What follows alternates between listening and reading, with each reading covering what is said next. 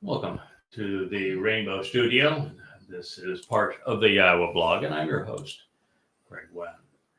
We are continuing our review of the 89th Mizmor, called a Psalm, which is probably the most extraordinary piece of literature in history of this planet.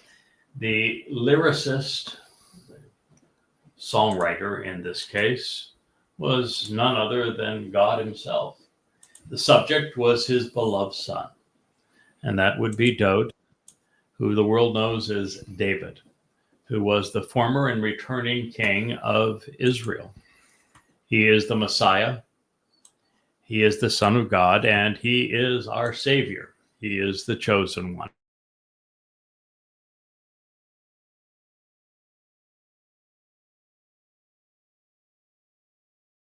Know all about him, because it is only through recognizing what Yahweh saw in Dowd and chose to achieve through Dowd that life has meaning. Literally, life without an understanding and appreciation for, even capitalizing upon, what Yahweh, who's God's one and only name, accomplished through Dowd, God's one and only begotten son, is the essence of life. It is why we were created. It is the means to extend our lives. His is the most extraordinary life in all of human history. And so it's essential that we know what God had to say about his son. And when we study these things, the most obvious result is that God obliterates Christianity, Judaism, and Islam. They all exist on the basis of robbing Jews and robbing the most Yehud of all, literally counterfeiting God's son as a product of identity theft to create their false messiahs. And God is so disgusted about it. He says that the basis of Christianity, which is to rob Dowd of his titles and achievements, and Judaism, which was formed on the basis of the false messiah Bar Kokhba, which Israel gets its star, and Islam, the braggadocious death cult conceived by Muhammad when he positioned himself as the Messiah, as he was run out of Kaabaville in shame, are so egregious relative to what they have stolen from God that God says they are all calling me a liar. So not only don't we all worship the same God, the God of religion is despised by the one actual God. Speaking of his beloved son, the Messiah and King, Dowd. And now, mind you, this was written 4 years after the conclusion of Dowd's first of 3 lives. He said, his offspring and that which he sows, his descendants and posterity, his family, and the seed which he promulgates by having planted, growing for the harvest, will exist and will endure, have been, are, and will always be forever, eternal, throughout time. And his place of honor, his dignity and authority, as well as his throne, his seat of sovereign leadership and power, will be as brilliant as the sun before me. Mizmor 89:36. This is particularly important for something that will be repeated here in just a moment. And that is it takes our attention back to the greater and lesser luminaries of the fourth day of creation. But let me read to you one statement further so that we can make this comparison, because it is amongst the most insightful, enlightening, uplifting, and empowering prophetic statements ever made. And it's in the most otherwise troubling part of the creation account. So, saying of his beloved son, of Dode's seat of honor, his position of authority, his sovereign leadership, his throne, is going to be, and will always be, this was written in the imperfect, as brilliant as the sun, Hashemek, as sunlight before me. And this is Neged Ani. This is as my conspicuous counterpart in my presence. Even Neged is telling.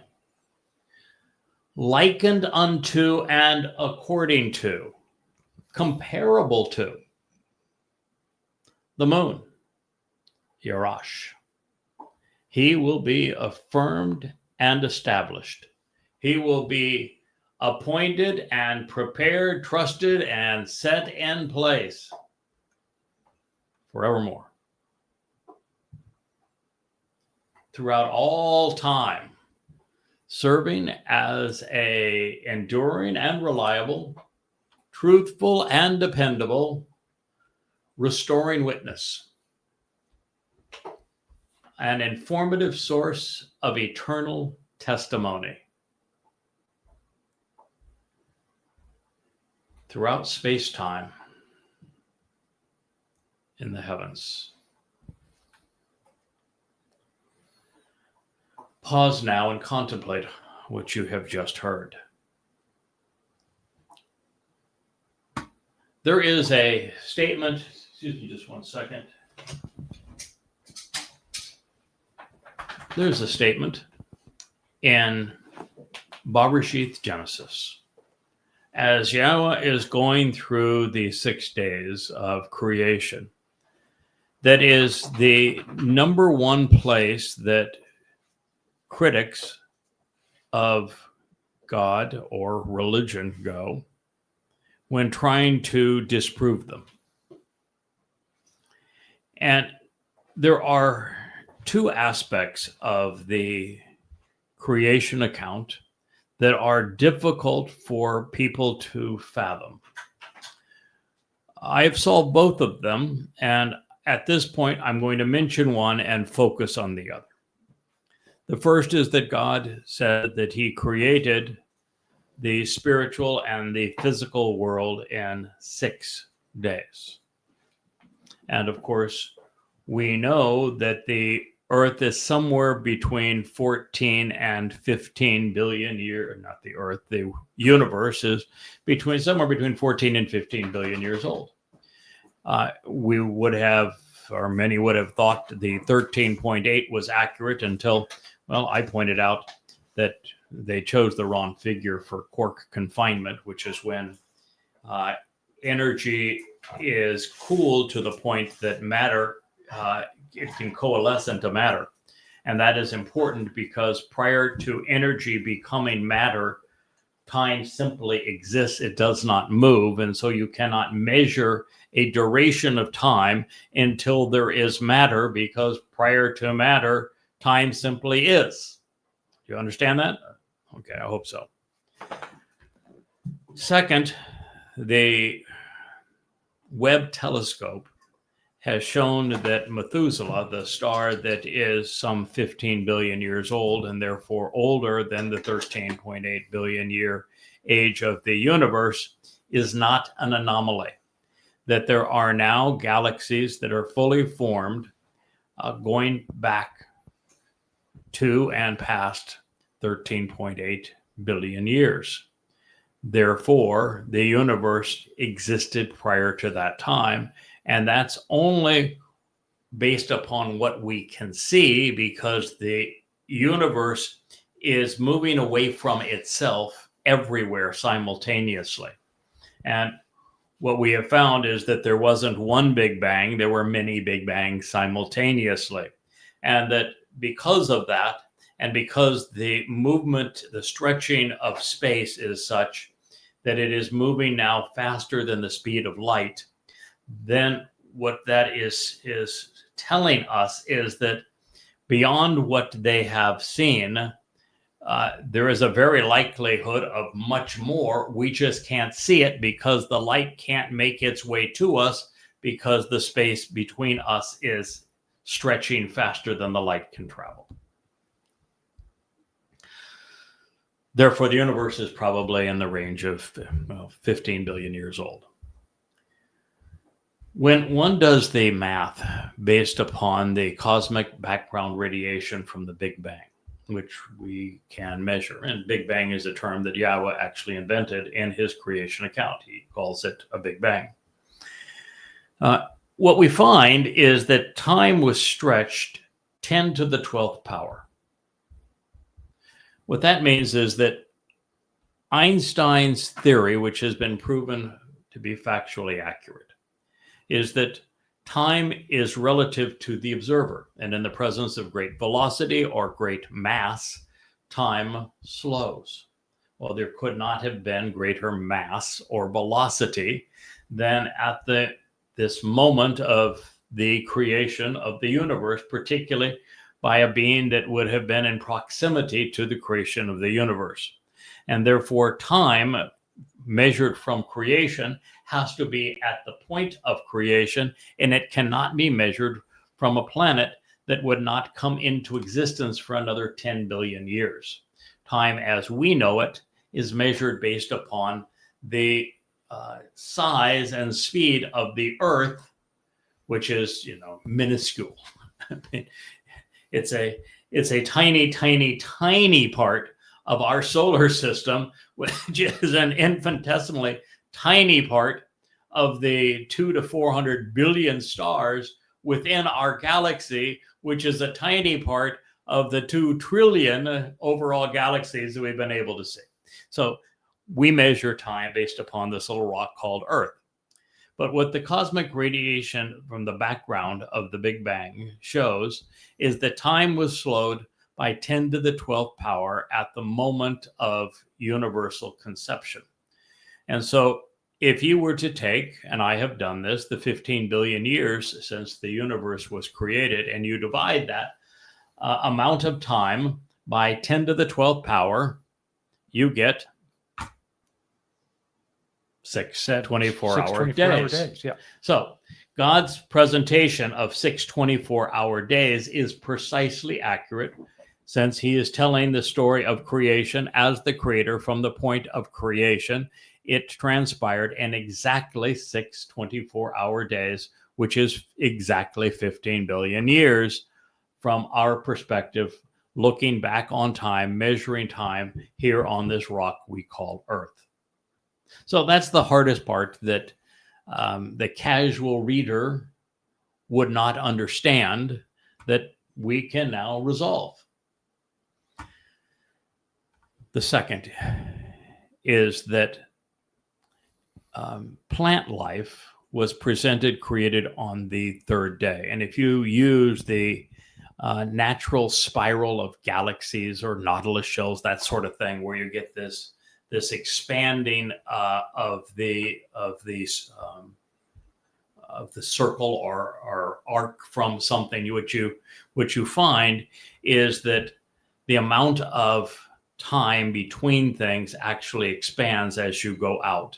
And if you take the realization that plant life was created in this third epoch, and if you go to yadayah.com and read the first volume called Beginning of the Yada Yahweh series, you'll see all this spelled out for you, and it gives you the exact moment in time looking back. But it is a precise an accurate rendering of when plant life first emerged on this planet, and it says that it came forth initially from the seas.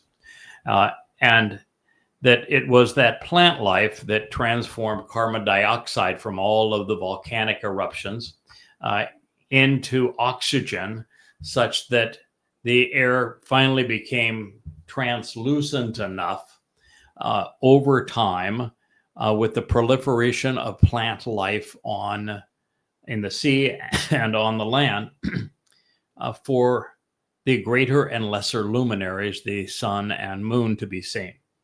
And so the very simplest view of the fourth day is that there would be a sun and a moon on this planet that would become visible in the fourth day. And that is true. And then animal life was created on the fifth day. And when you look at back at the Cambrian explosion, all 25 varieties of animals that we know today all came into existence at the same time. There is microevolution, no macroevolution, in other words. Therefore, the story is completely correct if you just look at the fact that the sun and the moon became visible on that fourth day. Because God doesn't say that he created them on the fourth day. He just said they became signs, which means they became visible. That's a very simplistic way, although accurate way, to look at God's testimony regarding the fourth day of creation. But there's something vastly more powerful that doesn't become apparent until one comes to realize the position that Dode takes in God's story. Once you realize that Dode is the beginning and the end, he is the basis of the covenant. He is the means to our salvation. He is God's chosen implement. He is the man God loved more than any of us by a huge margin, and the one through whom God accomplished the most. Dode is the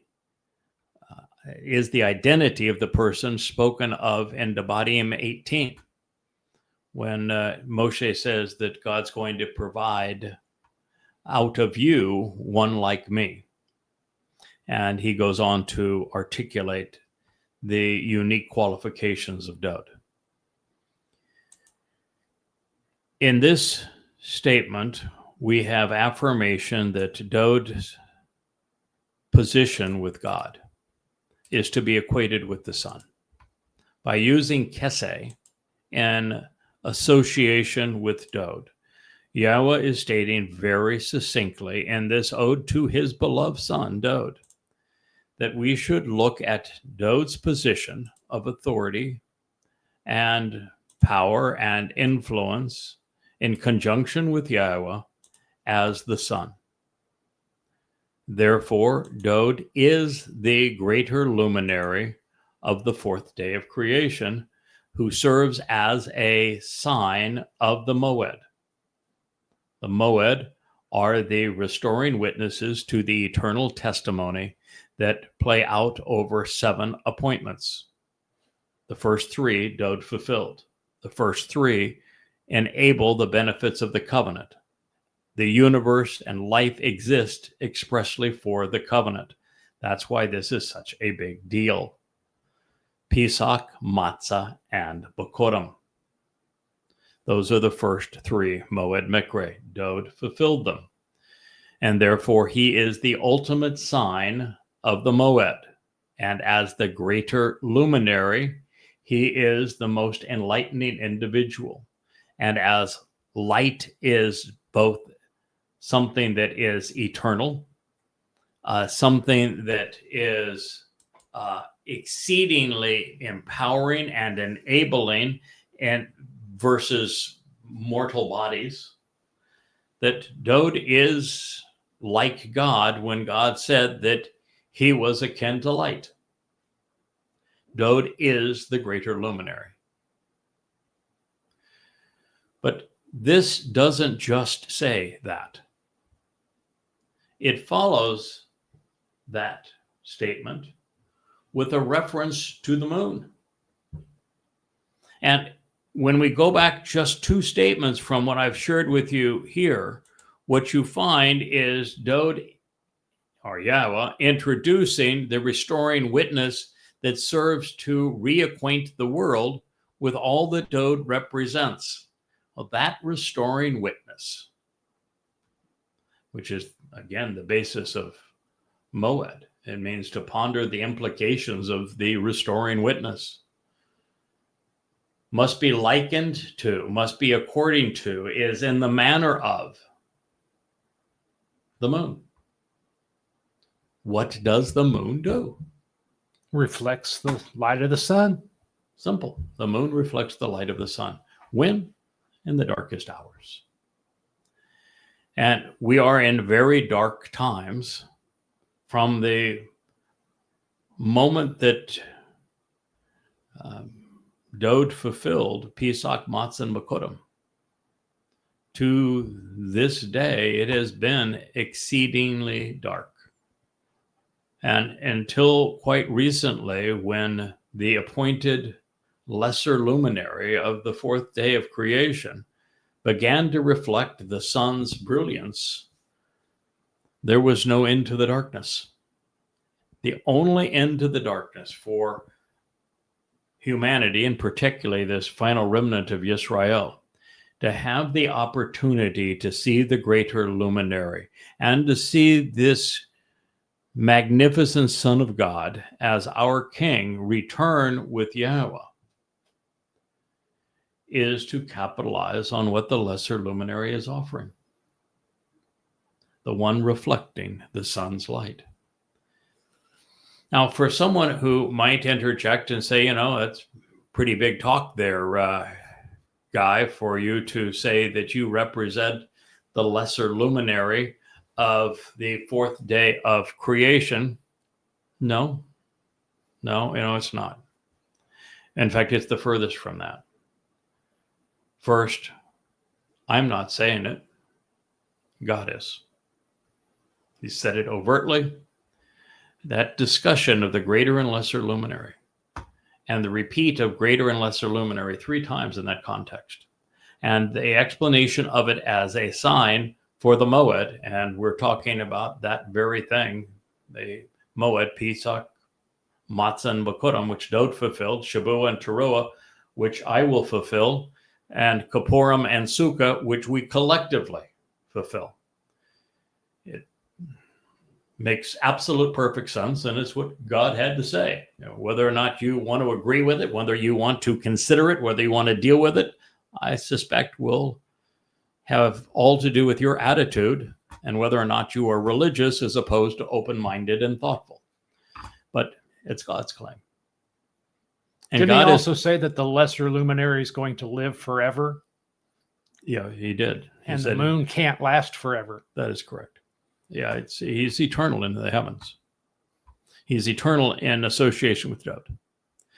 Now, the second reason that this is not braggadocious is that one should consider the difference between the sun and the moon. The moon isn't just 400 times smaller than the sun. The moon cannot produce light. The sun has this powerful big engine that produces, through nuclear fusion, enormous amounts of warmth and radiant energy and light. All the moon does is reflect it. And so you've got Dode as the source of light. The moon simply is to reflect it. Now, that's either a big deal or no deal at all, depending upon your frame of reference. If you want to know who Dode was and what he said and what God said about him, then someone being positioned to reflect his brilliance is essential to your relationship with God and salvation. So that's a big deal. If you want to look at it the other way, the moon is so insignificant by comparison to the sun, and the sun in this situation, being the greater luminary, is simply a man, then you might say that something essentially insignificant by comparison to a man is a whole lot of nothing. And I'm quite comfortable with that. The less responsibility I have and the more Dode has, I think it works out really well for me. But you can look at it either way. I don't have a problem with that. But when God is speaking of his beloved son, he names Dode throughout this Mizmor, the Messiah as the Son of God, as our Savior, as the chosen one. For him to say that the throne of Dode, his position of honor, is eternal, is simply reaffirming what he has said elsewhere. For example, in my favorite prophecy, which would be 2 Samuel 7. But for God to say something as, well, it seems like almost over the top, doesn't it? His position of authority is going to be akin to the sun in my presence. Do you think that it's going to be so brilliant that we're going to see Dode's seat of honor, which, by the way, you know what Dode's throne is? The Kapporah, the mercy seat. Yeah, it's Kapporah. It's the mercy seat of the Ark of the Covenant. That is Dode's throne. Is God saying that I'm replacing the sun, because 2 suns would be a little much for us, and since Dode's coming to Earth for 1,000 years, having something as brilliant as the sun on Earth might just be a little overkill? Just saying. So might this be symbolic language? I would think so. I would think so. Can God use symbolic language? Absolutely. And by the way, can he say that, just as the sun provides light and warmth and energy and is the basis for life on this planet and its ability to grow, can God equate the mercy seat of the Ark of the Covenant and his beloved son's Dode's role in contributing to it? That source of illumination and light and energy, source of enabling us, equipping us, empowering us? Sure. And in that light, it's not over the top at all. But when he says that it's Dode's authority and position of power that's going to be as brilliant as the sun, and then he equates that to the moon, what he's saying is that in the official capacity of Dode, the one reflecting his life, which would be the herald, Bashar herald, is forever linked to him, is affirmed. We know who he is. He is appointed, he is prepared, he is trusted, he is put in place, kun, forever, serving Dode in this official capacity. That's what he's saying. The lesser luminary serves the greater luminary in the capacity of helping to shepherd God's people, educate them, lead them, nourish them, protect them. All the things that a perfect leader would do, Dode does. And because Dode is the ideal leader following in his father's footsteps, Yahweh, he will delegate. Yahweh does everything he possibly can through people. Now, just as Dode is the best and God has to work through people that are sometimes a little old and wrinkly and disheveled, Dode's going to do the same thing. That'll be the plan. It was the plan. It is the plan. So the moon's a little cratered. It's a little dented for all the hits it's taken over time. It's been bashed quite a bit lately. Yeah.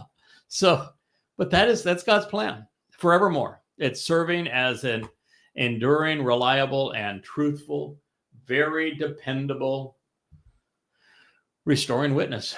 Ed, source of enduring testimony. And that's the role. That's my job.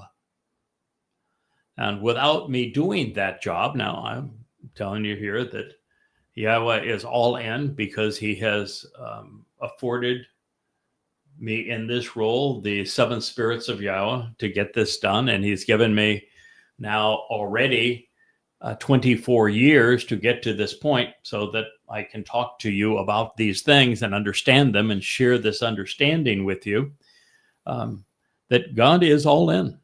And he's all in now forevermore with this plan of these two individuals working together on behalf of this remnant of his people that are entering the millennial celebration of Sukkah, that he states it right here. These are my guys. This is what we're doing together. This is the relationship to one another, and it is forevermore. Now, I would tell you that there's another indication of this. Well, there's not just another. There are scores and scores and scores of them. But the one that's near and dearest to me now happens to be the most entertaining prophetic revelation of all time, and it is in 2 Samuel 6. It's the preamble to my favorite prophecy ever, the one that brought us together, first one I translated 24 years ago. It's the precursor to 2 Samuel 7 because it's 2 Samuel 6.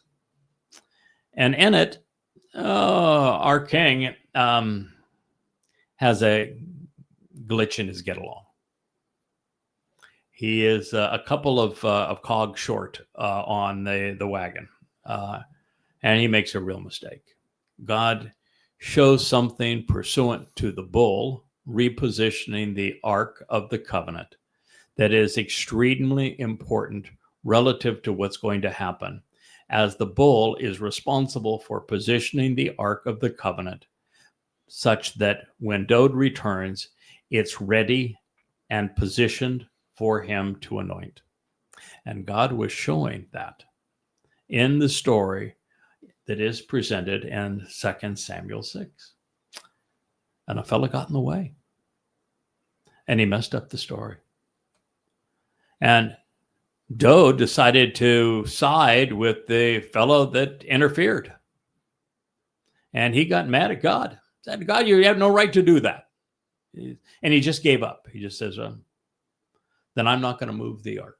That's just all there is to it. And he said, I have no idea how the ark's going to get to me. And it was get to him because he's the one that has to anoint it when he returns on Yom Kippurim, the 2nd of October in 2033.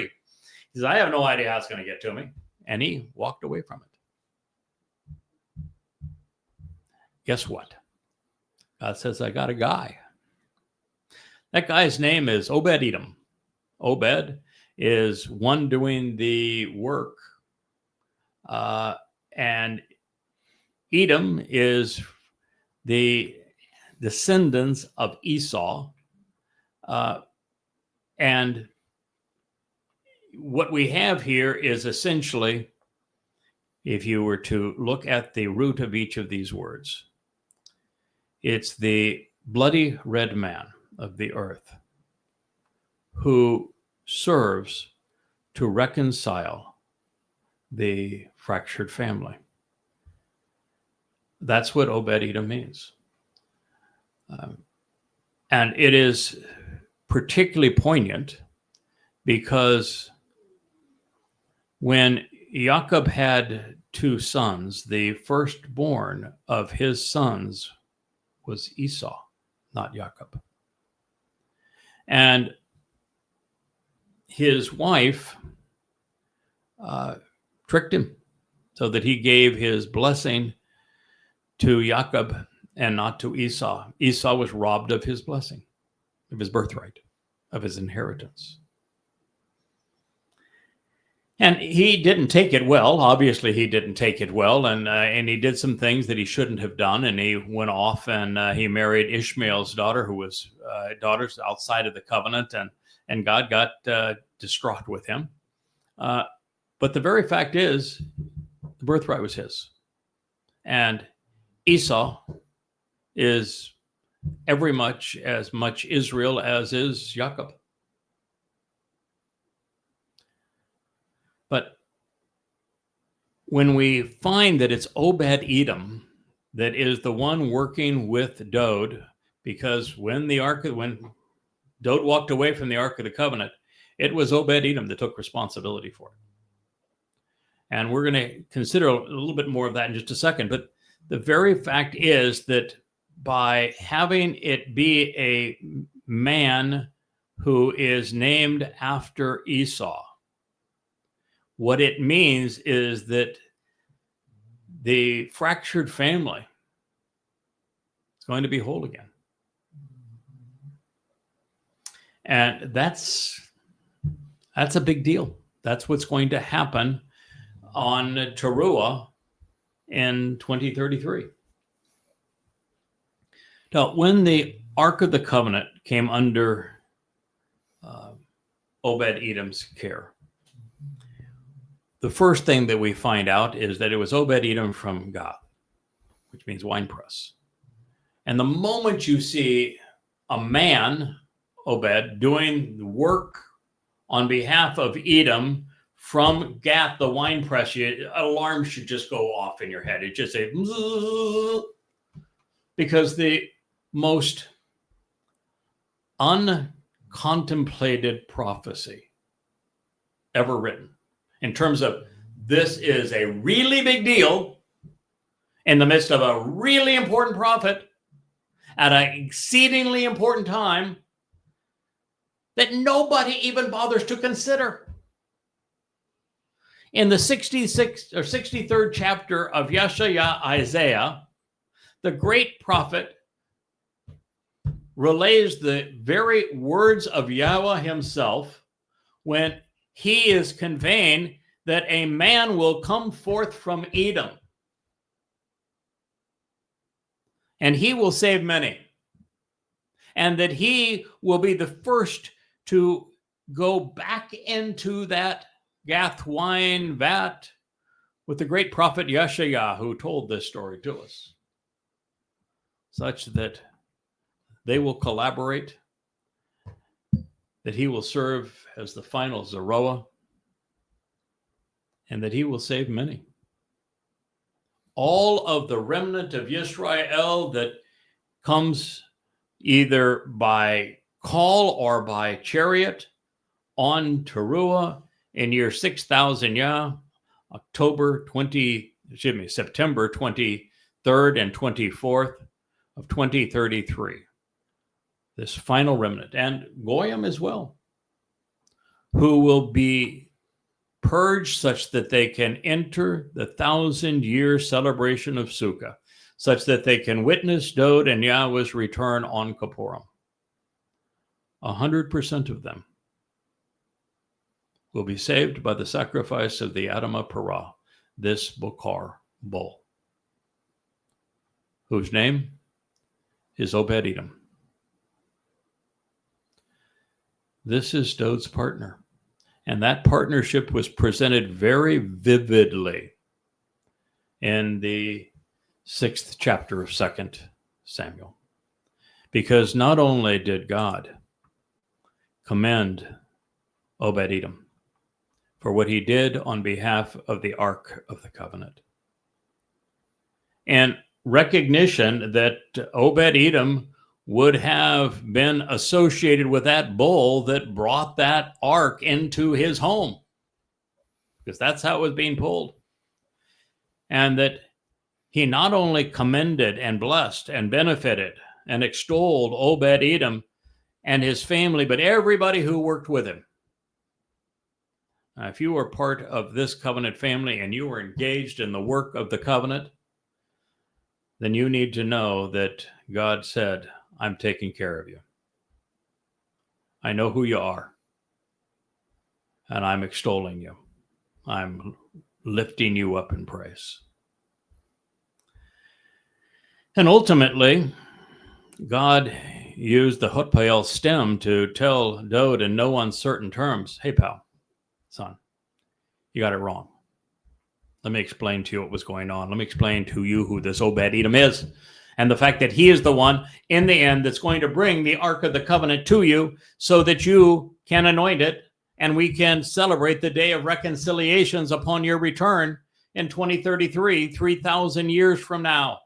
That's the story that I'm telling. And that's why the bull was pulling the Ark of the Covenant. And that's why it's Obed-Edom, this man from Edom. He's your partner.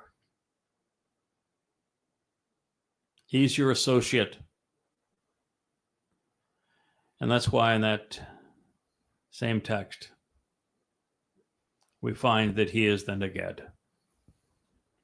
The Neged is not the king. It's the prince who serves on behalf of the king.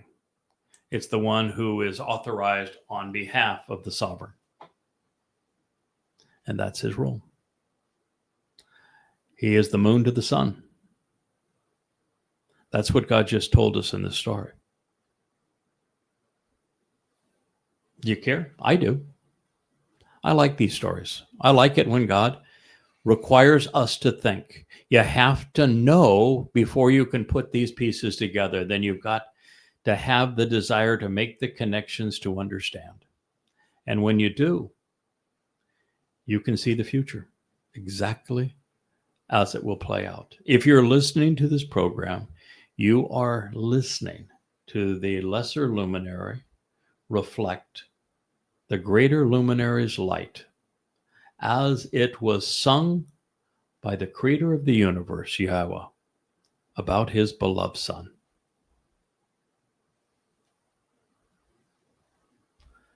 So God says in the humblest of ways, pause now and contemplate what you have just heard. Mizmor, Psalm 89:37. It's hard to imagine something any more spectacular. So with these words, we in 89:37, we can, of course, make the proper connections to Bereshith, Genesis 1:14 through 18, so that we come to better understand both references to the sun and to the moon, pursuant to the Moedim. And as an added bonus, I suspect that we can finally clear up one of the more intriguing references in the creation account, while at the same time developing an appreciation for the reference to the moon here in Dode's song. This seems to be saying that the moon, representing an individual like the sun, will affirm and establish this profoundly important revelation regarding Dode. And in so doing, the moon, who is likened to Dode, will be reflecting the sun's light and serving with him forevermore. And that's similar to the Earth's satellite mirroring the sun's brilliance when our star is otherwise seen in the darkness of night. This is why the individual being associated with Dode, albeit less luminous, is called an enduring, reliable, valid, verifiable, confident, loyal witness, pursuing to this restoring testimony. So now, turning the hands of time back to creation, in Bereshith Genesis, we find the interplay between the sun and the moon, called the greater and lesser luminaries. And since this is one of the most profoundly important subtleties ever shared, I'll share it with you now. God said, there will be lights as luminaries. There'll be Me'or, sources of illumination. Me'or is a compound of two words, ma, to ponder the implications of, or light. There will be two luminaries for you to ponder the implications of their illumination in the expanse, within the spreading out of matter, space, and time of the heavens. To understand the separation between, to divide and distinguish, to discern that which it means to be set apart, to ascertain the means towards inclusion or the cause of expulsion, to appreciate how to be part of or disassociated from the time of light. Hayom, the reckoning of time when there is light, as it is distinct from Bayan, as it is differentiated from the darkness of the night, the period of substantially diminished light, of a waning illumination. They will exist as symbols and signs, la'oth, as a means to convey information, illustrations, if you will, and proof, which make something more clearly known, especially when evaluating recompense or reward. From Uth, a means to be seen agreeing and providing consent. And for the appointed meeting times for the restoring witness, wa la moed, concerning the designated periods which have been determined for a specific purpose authorized by the authority directly associated with the mikre. From Mo, this pertains to Ed, the eternal testimony of the restoring witness, and potentially Ya'ad, to meet on an appointed schedule, as well as for days, the reckoning of time when there is light, and for years, Washana, the complete cycle of the seasons, a solar year, which is a measure of an age and a renewal of life. Barashith 1:14. Therefore, they will exist as luminaries to ponder the implications of enlightenment in the expanse, in the spreading out of time, matter, and space, in the spiritual realm, to provide illumination and enlightenment for all the earth and the material realm. And therefore, it continued to exist like this thereafter, based upon everything that preceded this. Barashith 1:15. God acted and engaged to a point for this particular task, to accomplish this work, to fulfill this mission. Both of these substantial and empowering, important and influential sources of illumination. Ha-ma'ar, ha-godal. Oh my goodness. Gadol. Gadol is the single most commonly referenced adjective describing Dod's character. When describing Dod's mind, Yahweh uses Sadak, right. When defining his character, he uses Gadol. Gadol and Gabor are cognates. It speaks of strength, resolve, influence, power, authority, being substantial, being important, of battling to the very end. To a lesser degree, but yet unequivocally, God also uses Gadol to speak of the lesser luminary, because he has been assigned a job that heretofore has been impossible. So these two, substantial and empowering, important and influential sources of illumination. When God called both of them Ha-Gadol, it means that even as I try to have fun with the fact that the moon is infinitesimal compared to the sun, both in size and also in what it can produce. It just simply reflects the sun's light. Then God says, okay, kid, that's cute and all. And, I appreciate the humor, but that's not God's point of view. God's point of view is that both of these luminaries are distinguished. They're both influential. They're both empowering. They're both substantial. They're both courageous. They're both resolved to get the job done.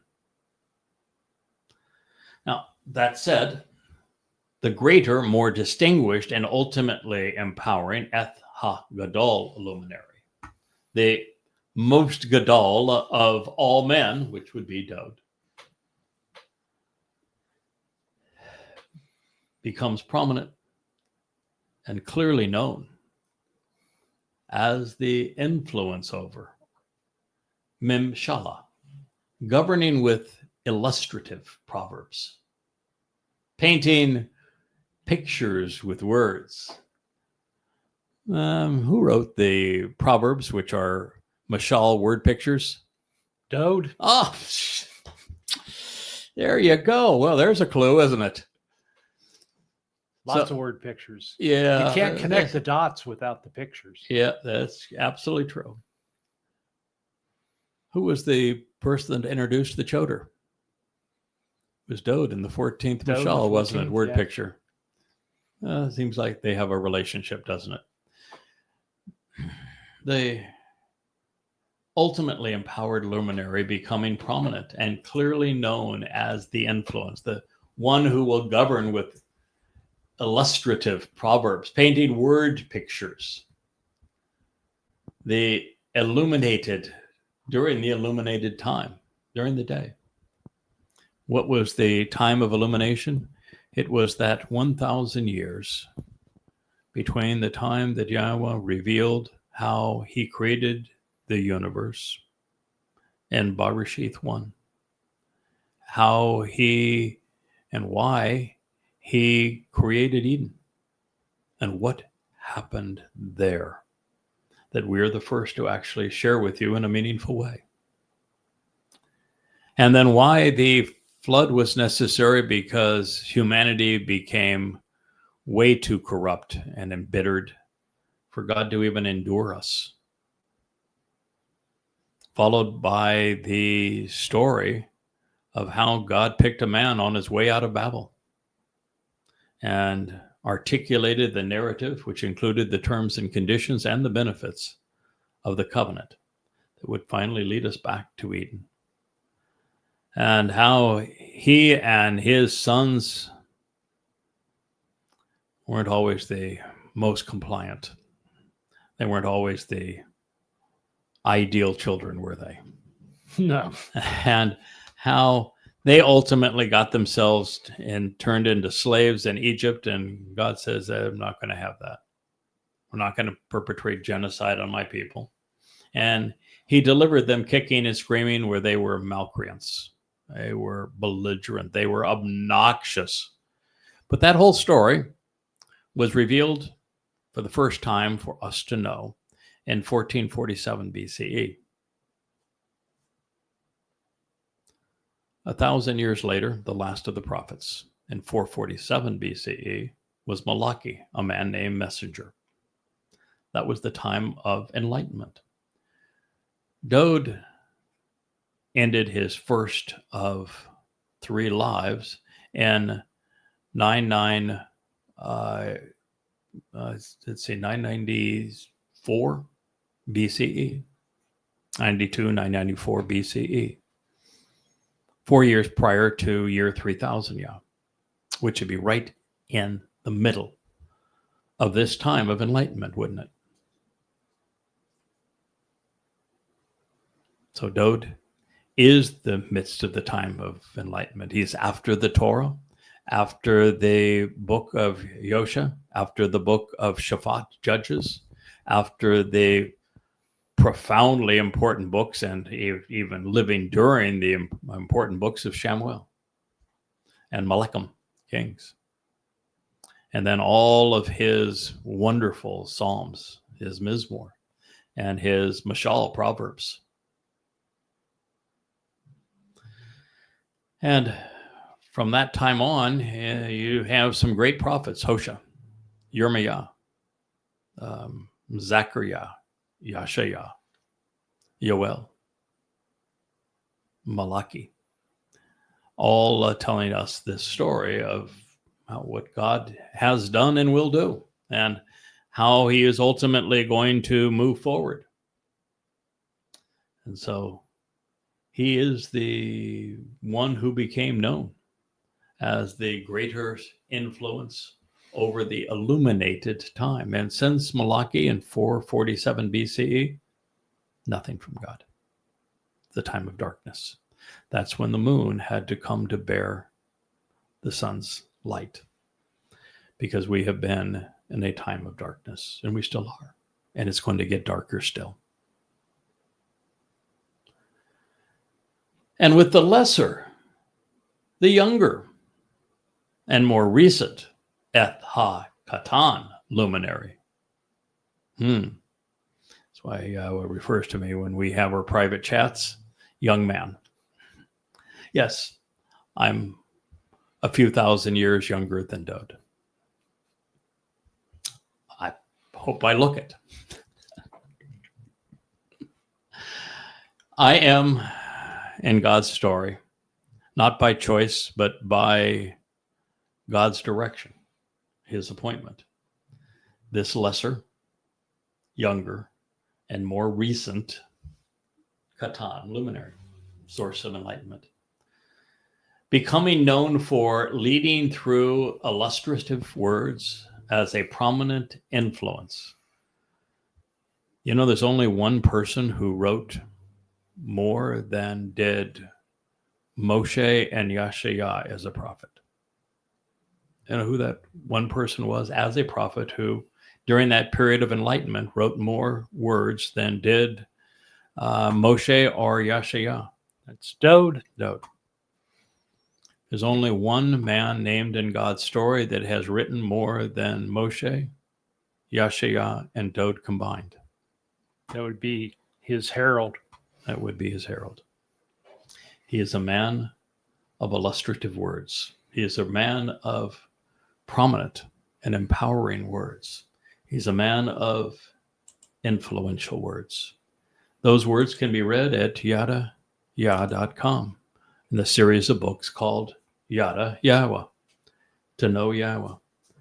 And the crowning achievement of those books are called Coming Home, which is a return to our King, Dode. Becoming known for this lesser luminary, the younger one, the more recent one, leading through illustrative words and offering a prominent influence during the night when the light is not known, during the period of darkness, where there is a scarcity of light, a period of ignorance as a result of failing to be observant. In conjunction with the heavenly powers. Bereshith 1:16. Such a shame that people didn't have any understanding of this, but I'm not positive that in fact, I'm actually quite sure. It would not have been possible to understand the story of the greater and lesser luminary. Why would God go into such length? We've just talked about the 14th and the 15th and the 16th. There's still the 17th and 18th verses where God is talking about these greater and lesser luminaries that he has positioned for the Moed and to be signs for all of this. And he's still talking about them. And yet, for all of this time, no one understood it. I mean, this is one of those things where you have to have a Dode comes to daddy meeting. You know, he fell off he didn't fall off the wagon, but he thought he saw a man killed for interfering with God's story on the movement, on having the bull move the Ark of the Covenant to the city of Dode. And Daddy had to come and say, son, let me explain this to you so that you get it right, because you're just dead wrong right at the moment. I got a guy, and this is what's going to happen. Let me take you back to the story of the greater and lesser luminary. Let me take you back to the story that I shared in Numbers 15. You recall the story of the bull and the ram and the goat and what they were all going to achieve and how they were going to work together? Did you not pay any attention when I told you the story in Numbers 11 after Moshe had his meltdown? And I said, there's a couple of prophets. I got a couple of guys, and those guys are going to reveal what needs to be known. And the first one was El Dode, the Almighty's Dode. Did you not figure that out? And there was a second guy, and his name was my Dode. That is like your Dode, Dode's guy. Why'd you miss this stuff, son? Okay, now you got the picture? You're ready to go? Oh, by the way, that guy's name? Obed-Edom. Yeah, you're 300 years after your first life here.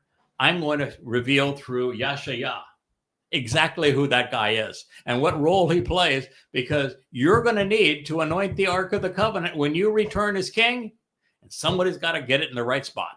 And I work through people. And the bull delivers the ark. He does. That's exactly the story. So you missed that part, son.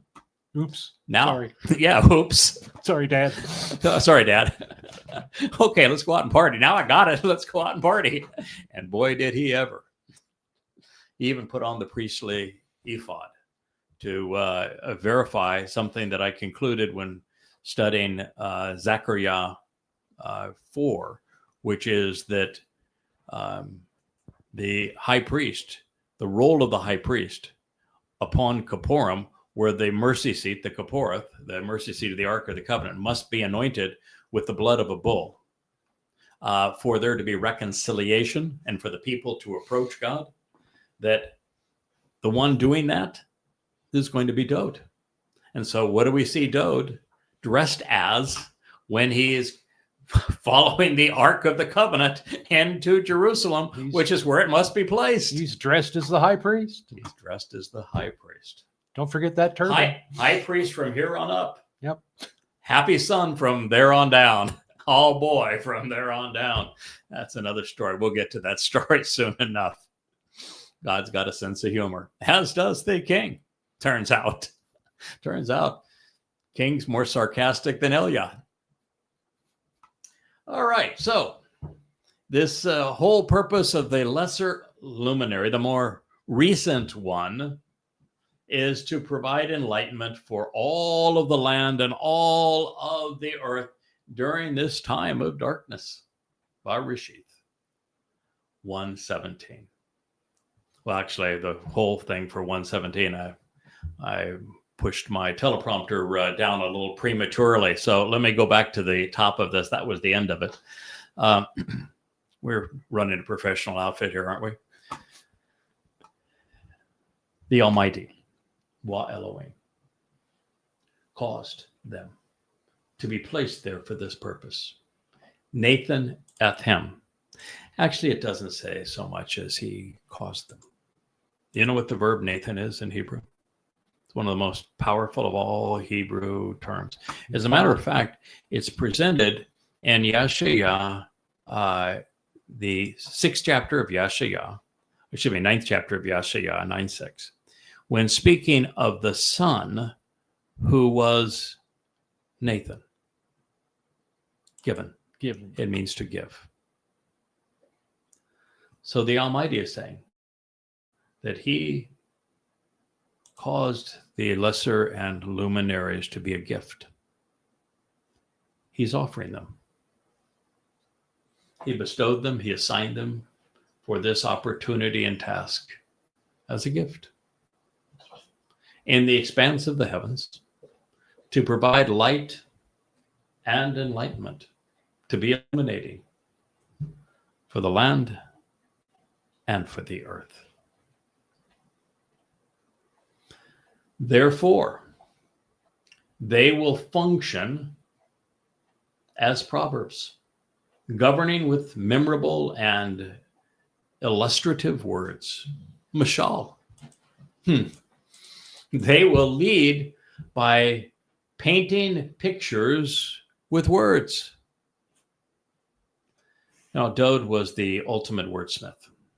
His proverbs are brilliant from that point of view, but I think the lyrics of his songs, the Mizmor, are even greater. Just a great wordsmith.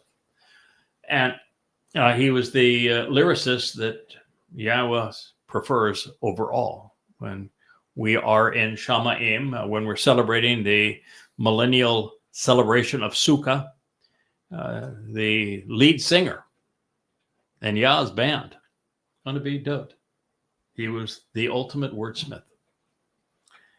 So when God chose a man to reflect the Son, his Son, he chose a man who also loves words. I began this process with a man that taught me to write. I had written millions of business letters and the like prior to the time that I met him. I had taken companies public and written long and detailed business plans. I mean, certainly could write, but there's a difference in writing a business plan and composing a story. There's just a different style of writing. And after 9/11, after Yahweh had asked me to do this project for him, even before that, as we were confronted with a Business Week article, a cover story on me, that got really nothing right other than the spelling of my name. Everything else was wrong. And because everything else was wrong, and it was a national periodical, Business Week, and it had maligned really everything that we had done and all the team that I had assembled had done. And we built a company that was better than Amazon before Amazon was doing much of anything but selling books through a bookseller that they eventually put out of business. He said, we can tell this story. And he says, my favorite story happens to be Moby Dick. And he says, I love Moby Dick because of the way it's written. It's one of the very few books that has a non-omniscient narrator. The narrator is a character in the story. Call me Ishmael. And Ishmael, of all names, of course, is the narrator of the story of the white whale and of Moby Dick. And he is just a participant and a minor character at that in the story. And so it's being told from his perspective. And it's such an interesting way to bring people into the story. And he says, we could tell the story of this company that we built. We'll call it In the Company. Actually, that was my name. But I said, we could tell this story from the perspective of one of the first employees you hired, which is me, he said. This fellow, he's passed away since a couple of years ago. Really nice man. And so that's where I learned to write, because we told the story like Moby Dick, and you have to learn to write in dialogue. Writing credible dialogue, particularly of a true story, it's a real challenge, because the dialogue has to be credible, and yet you've got to condense everything down so it's in a readable fashion, taking years and condensing them down to a few hours of reading. But we did that. And then after that, he started a series on the book of Hosea. And he wanted me to read what he had written thus far in Hosea and he was trying to blend, it's kind of like Messianic Judaism, where you blend the Torah and the New Testament together to create it's kind of what they would call now Hebrew roots movement or Messianic Judaism, where you try to take two ill-fitting things and bring them together. Well, he asked me to read it. And what I found is that I didn't like the translations that he was using. He was using primarily the New Living Translation. And I found it to be really sloppy. It's essentially a paraphrase. And so I started looking up the meaning of every word that he was rendering and found it to be quite different than it was in that text. And I found it also to have things be as different as the New Testament and the book of Hosea, juxtaposed. So rather than reading it and giving him a few suggestions, I completely wrote a new series. I said, here, I'm going to give you yours back because I can't edit this. But I would encourage you to call it Future History, because I think that's a great title for, since you're trying to present prophecy, why don't you present it as Future History? It's a really an interesting topic, title. And then what is now the Azab volume of the Yada Yahweh series is the book that I wrote based upon me doing my first translations ever, and they were in the book of Hosea. Translated the entire book from beginning to end. Learned some profound insights that no one had ever conceived before, and that's what set me on my way. And my good friend's response, because he still wanted to cling to Paul and to Christianity, was, and I was saying, God does not want us to be religious. And he says, you've made a religion of words. Thank you. Thank you. Well, yes, I am bound, because religion is based upon the Latin word religere, which is what do you call them? The things that keep our bones together. Cartilage. Cartilage, and it's from ligaments. Ligaments. That's it. Ligaments. So maybe I'm not in love with all words. But you got to have a Moshe moment. If you don't have a Moshe moment, then you're not suited for this job. So anyway, ligaments, it's to bind. So religion means to rebind. And so if you're going to say, I'm trying to rebind humankind to Yahweh through words. So I said, yeah, this is a great compliment. I'm happy with that. But this is exactly this idea that therefore they will function as proverbs, that these two fellas are going to be the two most verbose fellas ever as it relates to me. Number one and number two in verbosity. They are going to speak and they're going to communicate memorably. They're going to use illustrative sayings. They're going to paint word pictures in the day and during this time of darkness, providing a contrast to appreciate the difference between the light and comprehend being separated via the darkness, the confusion. It essentially is saying that the lesser luminary is going to serve as the tree of the knowledge of good and bad, that's going to point to the tree of lives, which is that source of life, which is the greater luminary or the sun. And God saw that indeed this was very good. It was useful, it was agreeable, it was valuable, it was appropriate, it was productive, it was beneficial. I got a couple of guys. These are my guys. Barashith in the beginning, Genesis 1:18. Wow. Just wow. I mean, when God tells a story and you get to celebrate being the first person, I'm sure that Dode, when God says, listen, I'm going to explain what's happening here, I'm sure God explained it to Dode. And I'm sure that in Shamaim, all the guys that have ever spoken for Yahweh get this story. But I'm just talking about in the here and now, on this rock we call Earth, being the first person to understand that story. And to be able to bring it to you and share it with you with this passion and enthusiasm, recognizing that it is the essence of life for you to benefit from the lesser luminary reflecting the greater luminary's light so that you can live forever, so that you can be purged of your religious guilt and be part of the covenant family and be enriched and empowered by God, and recognize that it is Dode who is God's son.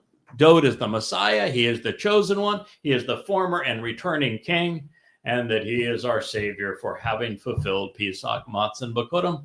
It's the greatest discovery in human history, and it was brought to light by the lesser luminary reflecting what the greater luminary had accomplished.